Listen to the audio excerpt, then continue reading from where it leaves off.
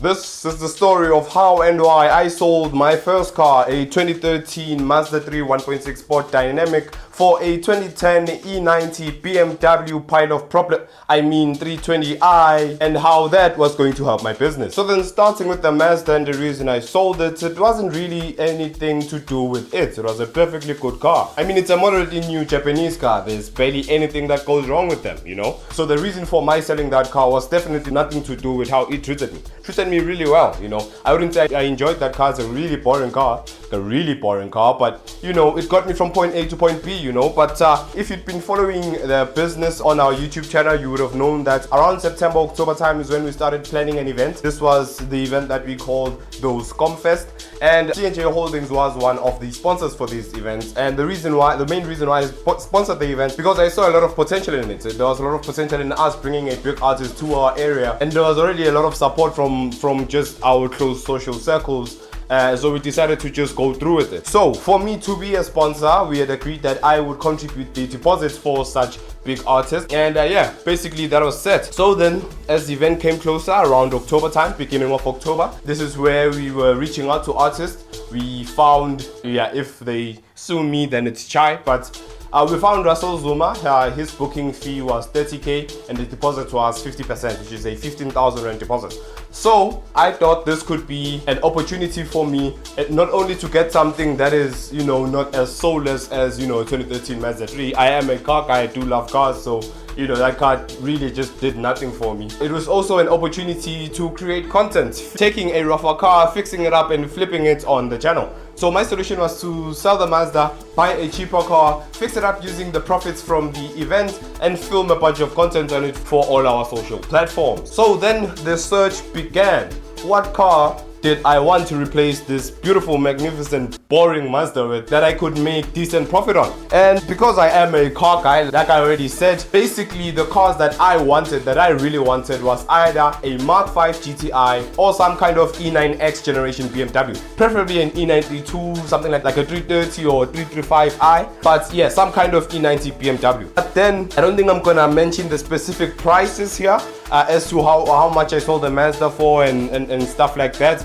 But yeah, there was a considerable difference between the price that I bought the Mazda for and the price that I sold it for. There was a bit of a loss there. So I was looking for cars in about the, let's say, 60 to 80,000 rand range, roundabout. Yeah. So Golf 5 GTIs were kind of out of the question because cars in that category are either way too high kilometers or just kind of awful in general. So I just put a pin on that idea for a while and continued searching for an E9X generation BMW. Obviously, I was searching on WeBuyCars. It's the most convenient cars for me to buy cars. Not the cheapest way, I know. It seemed like the best way to buy a second-hand BMW. So while I'm searching, I come across this beauty or beast, however you want to see it. When I first saw it, it was on auction for 60-something thousand rands. I think that was when it just got in stock, and then after that it was set at a price of 75,000 rands. And then basically looked over the DECRA report, was happy with what I saw,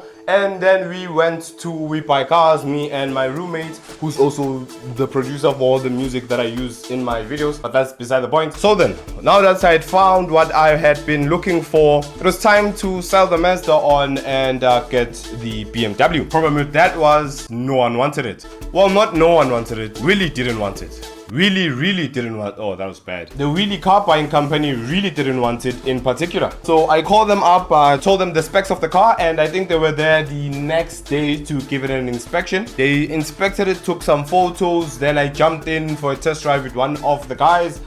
He made sure he was test driving it. I don't think even I had ever driven that car that hard before, but I understand that it is a test drive. They do need to put it through its paces. And then after that joyride, they basically just said we can't make an offer because the car is just too rough. So I'm guessing they do prefer buying newer, more valuable cars than that Mazda, because it did have a few cosmetic issues here and there, but mechanically it was perfectly sound. So then after that option had been exhausted, the only option that we had left now was to reach out to WeBuyCars, and for convenience sake just reach out to the same WeBuyCars that I'm going to be buying the car from. And we got a price from them that I wasn't sad nor happy with. It was just kind of like, it's okay, it's fine for what I'm wanting to do. And we basically took the Mazda there and we said goodbye.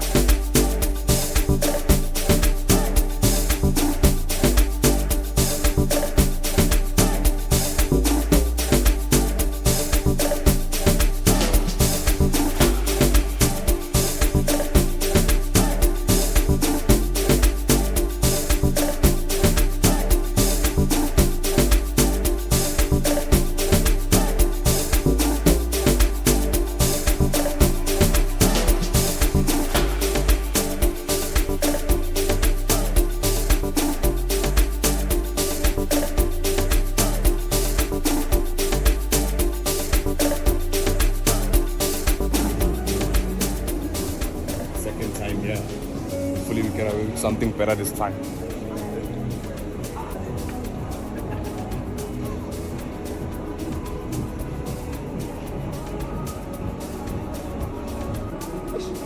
You're right, with the 16-inch rims, you only need paint on the front, but you don't know what mechanical damage could be there. There could be something majorly wrong with the engine. Yeah, but it's a good looking car. It's a good looking car. How many kilos? So we're passing here. You don't belong here. You don't belong here. We're passing. Where's that one? I'm just gonna show them the screenshot that I have on my phone, and then they're gonna show me the car. So let's go. Just wanna find out who's it. Outside. Outside. Yeah. Go upstairs. I don't belong here. Alright, so basically what you see me doing here is just filling in all of the Mazda's details, the make, the model, stuff like that into the WeBuyCars system so that it could be lined up for an evaluation so that they could evaluate it. And then after evaluating it, they can give me a price, then I accept or reject it. After we're done with that, we went outside to go check out and test drive the Bimmer. Content. You Miami. Which side? So I've never experienced having to look for a car outside before. Like I've always, well, not always, I've only bought one car, but when I look at cars, I always look at the cars that are inside. So this is a new experience. I think that's the one. I think this is the one. So we're just gonna check the cosmetic damage, what needs to be fixed. Just try to estimate, you know, if it's gonna be like a worthwhile decision to get it. Yeah. So this is the one. Immediately noticing a few things. The cosmetic though, it's not really that bad, but it's rough. Yeah, let's say that it's rough. As you can see here, there's damage on the bumper. I hope this is the right car. I think it is, man. There's damage here on the bumper. There's some tears in the seats. I know someone who can fix that. I know someone who can fix this here. There's a bit of like, but the wheels are old, so it's granted that there's a bit of damage there. Otherwise, it's just cosmetic. A lot of it is just cosmetic. This headlight needs polishing. This bumper will need to be properly fixed up. That's also something to take care of. But I'm not really seeing anything that's serious. Woo. Listen to how clean that thing sounds. Very clean, very clean, very clean. But yeah, there are a lot of cosmetic issues with the bumper and stuff like that. But it's not something that I can't handle. Alright, opening the bonnet here, as if I know how to open the BMW bonnet. So mainly what I'm looking for is any signs of leaking anywhere, any weird noise like the car knocking, like idling not cleanly. There doesn't seem to be anything immediately shouting out to me that, you know, there are problems with this thing. These 4-cylinder engines, oh yeah, down there is some oil residue, but that might be something that's down to maybe they were servicing it and oil spilled somewhere. Because on the Tech report, it had no report of leaking anyway. But yeah, a lot of the mechanical things that are wrong that I can't see now are going to be revealed when I do the major service. So it's not a problem. For now, yes, it does look shiny, but don't be fooled by shininess.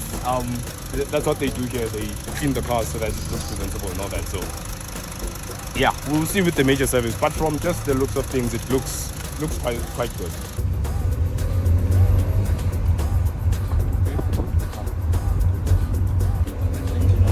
Engine-wise, it's very strong. Very strong. It's pulling like a BMW.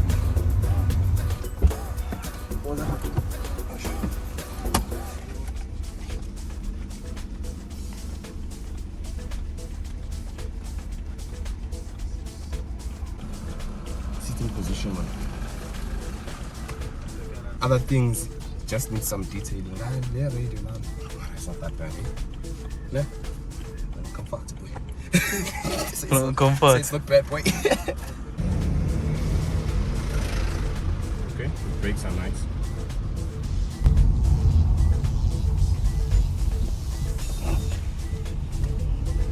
That's nice.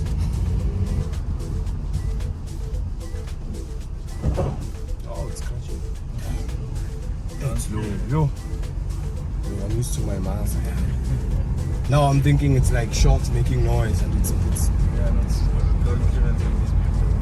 that's it's crazy. Wonderful. On the floor.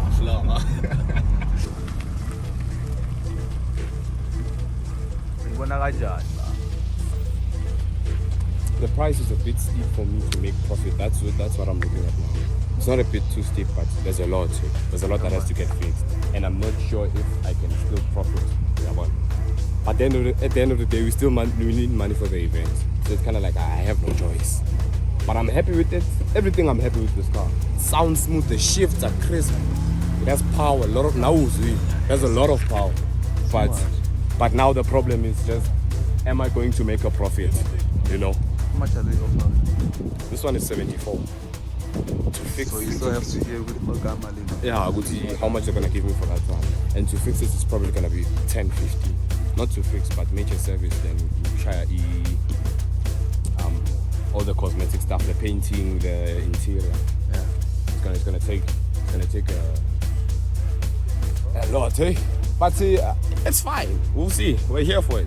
You know. Yeah. When I pushed it, there was no smoke coming out of anywhere, no rattles, no nothing. It just went. So I think, yeah, that's where we are. But let's test the steering on this. See if the tight steering is a E90 thing or if it's specifically that car, and then move on from there.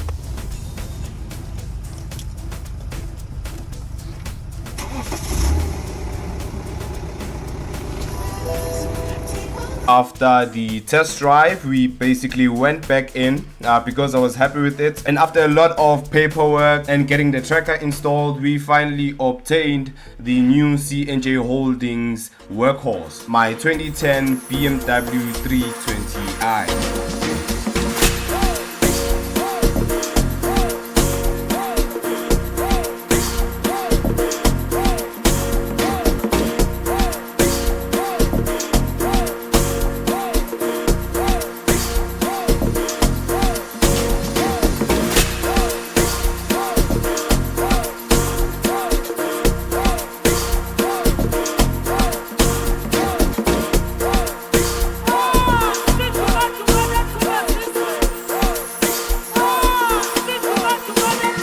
Thank you guys so much for watching. Comment your thoughts down below. I look forward to reading them and responding to you guys. And yeah, I will be doing a driving review sometime later this month of the car, just to let you guys know how it's been treating me. I'm also going to be explaining to you guys why I'm not going to be flipping the BMW anymore. But since you know how things ended up working out with the event, in that nothing worked out and the event crashed, burned and died, you should have a broad idea of why I'm not flipping the car, but that would be kind of explained further in detail in the driving review.